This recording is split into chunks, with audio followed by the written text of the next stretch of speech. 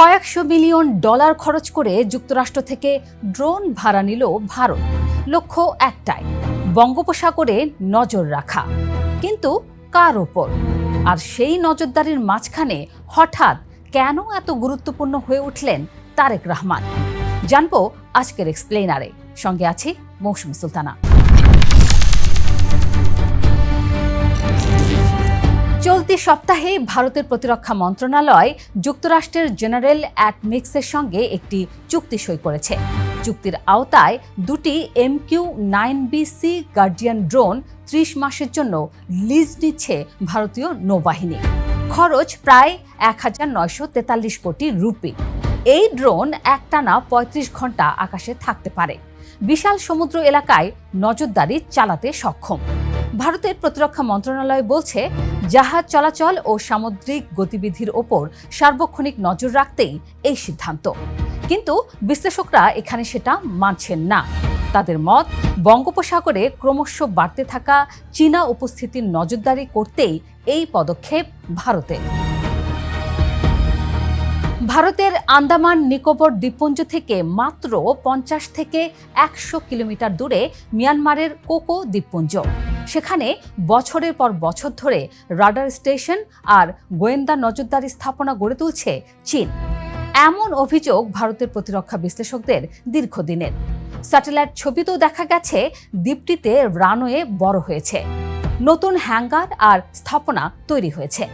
ভারতের উদ্বেগ, এই দ্বীপ থেকে চীন নজর রাখতে পারে গোটা বঙ্গোপসাগরে, সাথে অন্ধ্রপ্রদেশের রামবিল্লি নৌঘাটির ওপরও, যেখানে ভারতের পরমাণু শক্তিচালিত সাবমেরিন মোতায়েন থাকে। আন্দামান নিকোবরে ভারতের প্রথম ত্রিবাহিনী কমান্ড রয়েছে বলে জায়গাটা কৌশলগতভাবে স্পর্শকাতর।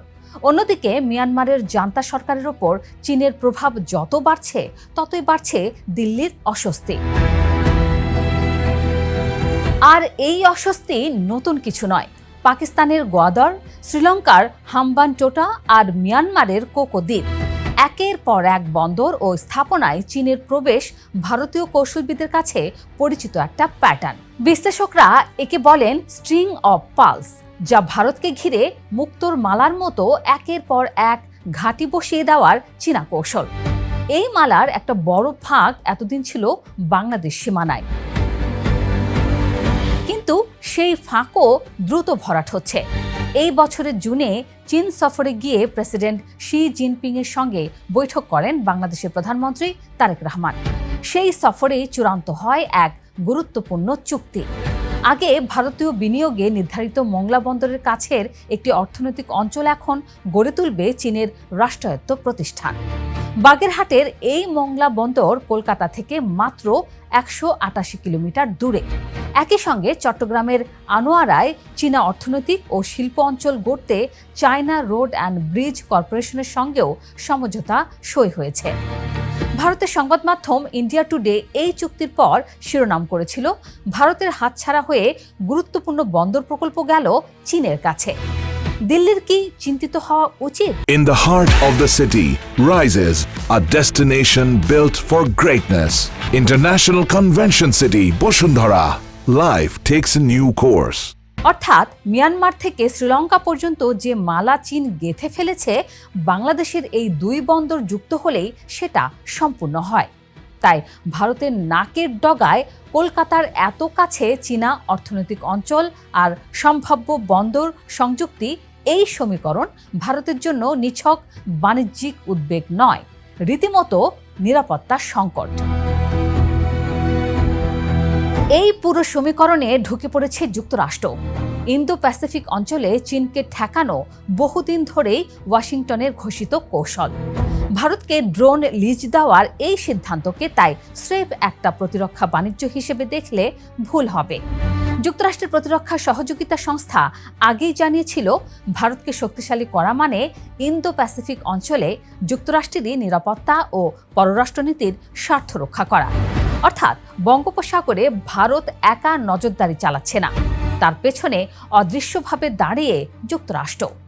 চীনকে ঠেকাতে ভারত যুক্তরাষ্ট্র মিলে যে কৌশলগত জোট গড়ে উঠছে, তাতে বাংলাদেশের ভূমিকা তাই আরও গুরুত্বপূর্ণ হয়ে উঠছে। কারণ বাংলাদেশ যেদিকে হেলবে, বঙ্গোপসাগরে এই ত্রিমুখী শক্তি ভারসাম্য সেদিকেই হেলে পড়বে। ঠিক এই জায়গাতেই বাংলাদেশ হয়ে উঠেছে ভারতের কাছে অপরিহার্য। শেখ হাসিনার পতনের পর থেকে বদলে যাওয়া বাংলাদেশ ভারত সমীকরণে দিল্লি এখন মরিয়া তারেক রহমানকে কাছে টানতে। ভারতের হাইকমিশনার দীনেশ ত্রিবেদী নিজেই বলেছেন, প্রধানমন্ত্রী তারেক রহমানের দিল্লি সফরের জন্য ভারত এখনও অধীর আগ্রহে অপেক্ষা করছে। সেপ্টেম্বরে দিল্লিতে ব্রিক্স সম্মেলনেও তাকে আমন্ত্রণ জানিয়েছে ভারত। বলছে ভারতে তারেক রহমানকে এমন আতিথেয়তা দেওয়া হবে যা কেউ দেখেনি আগে। কিন্তু তারেক রহমান সহজে দিল্লি যেতে রাজি নন। বাংলাদেশের পররাষ্ট্র মন্ত্রণালয় স্পষ্ট করে দিয়েছে, শেখ হাসিনা ও অন্যান্য পলাতকদের প্রত্যাপন ছাড়া কোনো সহায়ক পরিবেশ তৈরি হবে না। এমনকি আন্তর্জাতিক অপরাধ ট্রাইব্যুনালে দণ্ডপ্রাপ্ত হয়েও দিল্লিতে সাংবাদিক সম্মেলন করায় পুরো প্রক্রিয়াটাই ভেস্তে গেছে বলে জানিয়েছে ঢাকা। শুধু শেখ হাসিনা নন, রাজনৈতিক কর্মী শরীফ ওসমান হাদি হত্যা মামলার আসামিদেরও ফেরত চেয়েছে বাংলাদেশ। ভারতের প্রভাবশালী সংবাদ মাধ্যম টাইমস অফ ইন্ডিয়া ও ইন্ডিয়ান এক্সপ্রেস এই শর্তকে বর্ণনা করেছে কঠিন ও ঢাকার রেড লাইন হিসেবে। ভারতের সাবেক কূটনীতিক বিনা স্বীকৃত বাংলাদেশের এই অবস্থানকে বলেছেন দৃঢ় ও অহংকারী। এক ধাপ এগিয়ে ইন্ডিয়া টুডে বলছে, ভারতকে রীতিমতো ব্ল্যাকমেল করছে বাংলাদেশ। এখানে উঠেছে আসল প্রশ্নটা, এত কঠিন শর্তের পরও ভারত সম্পর্ক ভেঙে ফেলছে না কেন? উত্তরটা লুকিয়ে সেই বঙ্গোপসাগরের মানচিত্রেই। চীনকে ঠেকাতে বাংলাদেশকে দরকার ভারতের, তাই ঢাকার শর্ত যতই কঠোর হোক দিল্লিকে তা বিবেচনায় নিতেই হচ্ছে। তারেক রহমানকে ভারতের লাগবেই লাগবে। তাই ভারতের সামনে এখন দুটো পথ। এক, তারেক রহমানের শর্ত মেনে সম্পর্ক স্বাভাবিক করা, যাতে বাংলাদেশ পুরোপুরি চীনের দিকে হেলে না পড়ে। দুই, শর্ত উপেক্ষা করে সম্পর্ক ঝুলিয়ে রাখা, যার ঝুঁকি হলো মংলা আর চট্টগ্রামের মতো আরও প্রকল্প একে একে চীনের হাতে চলে যাওয়া। যুক্তরাষ্ট্রের কাছ থেকে কোটি কোটি টাকার ড্রোন ভাড়া করে বঙ্গোপসাগরে নজরদারি বাড়ানো ভারতের জন্য সহজ, কিন্তু সেই নজরদারি দিয়ে বাংলাদেশের সিদ্ধান্ত বদলানো যাবে না।